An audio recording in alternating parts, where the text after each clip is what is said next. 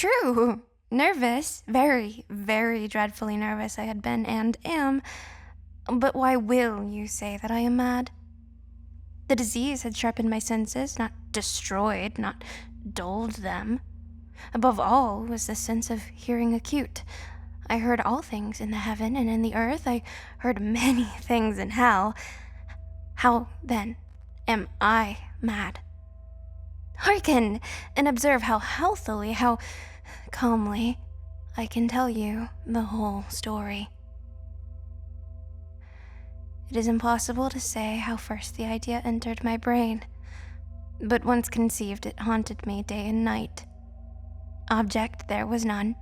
Passion there was none. I loved the old man. He had never wronged me.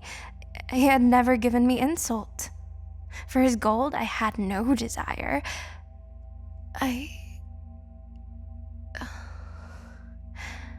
I think it was his eye. Yes, it was this.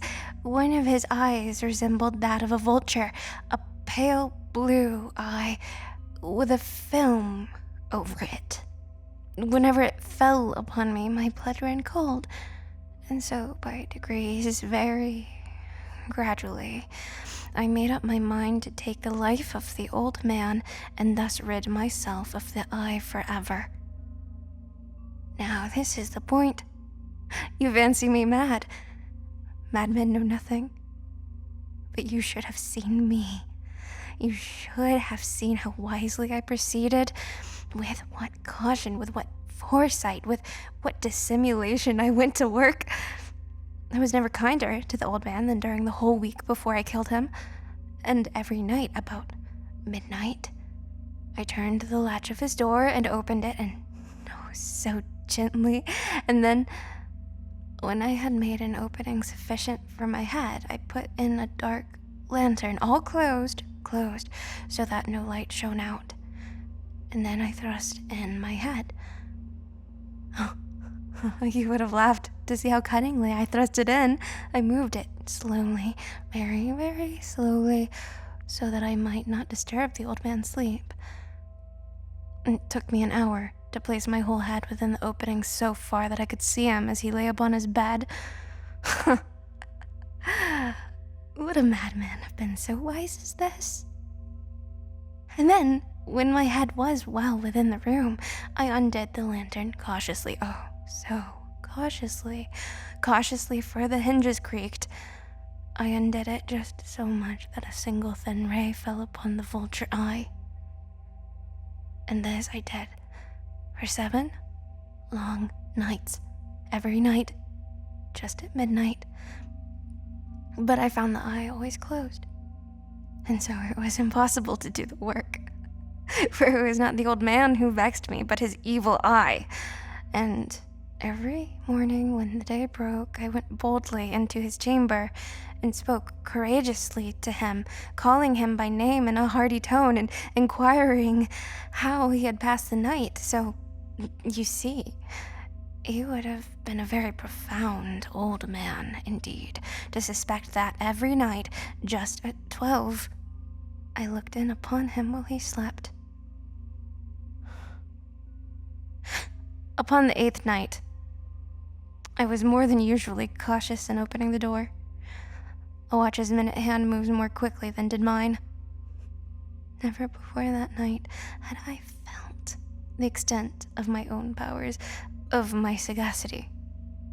I could scarcely contain my feelings of triumph to think that there I was opening the door little by little, and he not even to dream of my secret deeds or thoughts.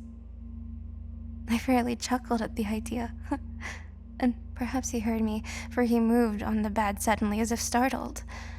Now, you may think that I drew back, but no. His room was as black as pitch with the thick darkness, for the shutters were closed, fashioned through fear of robbers, and so I knew that he could not see the opening of the door, and I kept pushing it on steadily. I had my head in, and was about to open the lantern, when my thumb slipped upon the tin fastening and the old man sprang up in bed, crying out, "Who's there?" I kept quite still and said nothing. For a whole hour I did not move a muscle, and in the meantime I did not hear him lie down. He was still sitting up in the bed listening, just as I have done, night after night, hearkening to the death watches in the wall. Presently I heard a slight groan, and I knew it was the groan of mortal terror. It was not a groan of pain or of grief. Oh, no. It was the low, stifled sound that arises from the bottom of the soul when overcharged with awe. I knew the sound well. Many a night, just at midnight, when all the world slept, it has welled up from my own bosom, deepening with its dreadful echo the terrors that distracted me.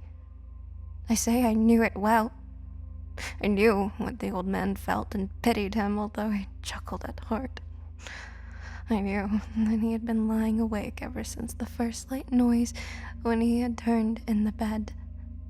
His fears had been ever since growing upon him. He had been trying to fancy them causeless, but could not. He had been saying to himself, "It is nothing but the wind in the chimney. It is only a mouse crossing the floor. Or it is merely a cricket which has made a single chirp." Yes. He has been trying to comfort himself with these suppositions, but he had found all in vain, because death, in approaching him, had stalked with his black shadow before him and enveloped the victim. And it was the mournful influence of the unperceived shadow that caused him to feel, although he never saw nor heard, to feel the presence of my head within the room. When I had waited a long time, very patiently, without hearing him lie down, I resolved to open a little, very little crevice in the lantern, so I opened it. You cannot imagine how stealthily, until at length a single dim ray, like the thread of the spider, shot from out the crevice and fell upon the vulture eye. It was open, wide open, and I grew furious. As I gazed upon it, I saw it with perfect distinctness, all a dull blue, with a hideous veil over it that chilled the very marrow in my bones, but I could see nothing else of the old man's face or person, for I had directed the ray as if by instinct precisely upon the damned spot. Now, have I not told you that what you mistake for madness is but over-acuteness of the senses? Now, I say, there came to my ears a low, dull, quick sound, such as a watch makes when enveloped in cotton. I knew that sound well, too. It was the beating of the old man's heart. It increased my fury, as the beating of a drum and stimulates the soldier into courage. But even yet, I refrained and kept still. I scarcely breathed. I held the lantern motionless. I tried how steadily I could maintain the ray upon the eye. Meantime, the hellish tattoo of the heart increased. It grew quicker and louder every instant. The old man's terror must have been extreme. It grew louder, I say, louder every moment. Do you mark me well? I've told you that I am nervous, so I am. And now, at the dead hour of the night, amid the dreadful silence of that old house, so strange a noise as this excited me to uncontrollable terror. Yet for some minutes longer I refrained and stood still. But the beating grew louder and louder. I thought the heart must burst, and now a new anxiety seized me. The sound would be heard by a neighbor. The old man's hour had come. With a loud yell, I threw open the lantern and leaped into the room. He shrieked once only. In an instant, I dragged him to the floor and pulled the heavy bed over him. I then smiled gaily to find the deed so far done. But for many minutes, the heart beat on with a muffled sound. This, however, did not vex me. It would not be heard through the wall. At length it ceased. The old man was dead. I removed the bed, examined the corpse.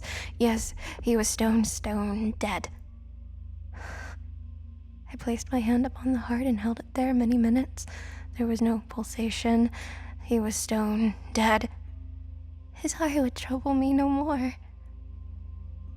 If you still think me mad, you will think so no longer when I describe the wise precautions I took for the concealment of the body.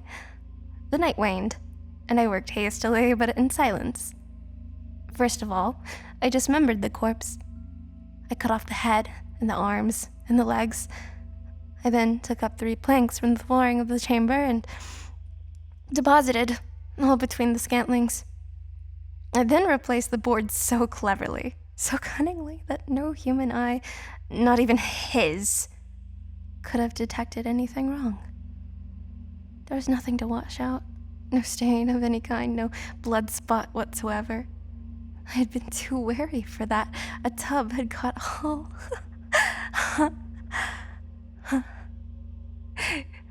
When I had made an end of these labors, it was 4 o'clock, still dark as midnight.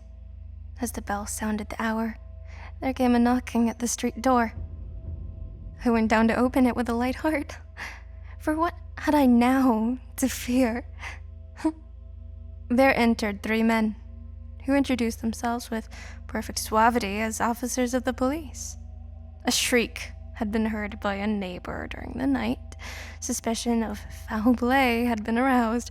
Information had been lodged at the police office, and they, the officers, had been deputed to search the premises. I smiled. For what had I to fear? I bade the gentleman welcome. The shriek, I said, was my own in a dream. The old man I mentioned was absent in the country. I took my visitors all over the house. I bade them search well. I led them at length to his chamber. I showed them his treasure, secure, undisturbed. In the enthusiasm of my confidence, I brought chairs into the room and desired them here to rest from their fatigues, while I myself, in the wild audacity of my perfect triumph, placed my own seat upon the very spot beneath which reposed the corpse of the victim. The officers were satisfied. My manner had convinced them. I was singularly at ease. They sat, and while I answered cheerily, they chatted of familiar things. But ere long I felt myself getting pale, and wished them gone. My head ached, and I fancied a ringing in my ears, but still they sat, and still chatted. The ringing became more distinct. It continued and became more distinct. I talked more freely to get rid of the feeling, but it continued and gained definitiveness, until at length I found that the noise was not within my ears. No doubt I now grew very pale, but I talked more fluently and with a heightened voice, yet the sound increased. And what could I do? It was a low, dull, quick sound, much such a sound as a watch makes when enveloped in cotton. I gasped for breath, and yet the officers heard it not. I talked more quickly, more vehemently, but the noises steadily increased. I arose and argued about trifles in a high key and with violent gesticulations, but the noise steadily increased. Why would they not be gone?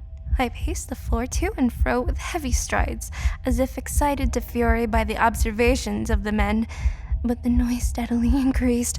Oh God! What could I do? I foamed, I raved, I swore. I swung the chair upon which I had been sitting and grated it upon the boards, but the noise arose over all and continually increased. It grew louder, louder, louder, and still the men chatted pleasantly and smiled. Was it possible they heard not? Almighty God, no, no, they heard. They suspected, they knew. They were making a mockery of my horror.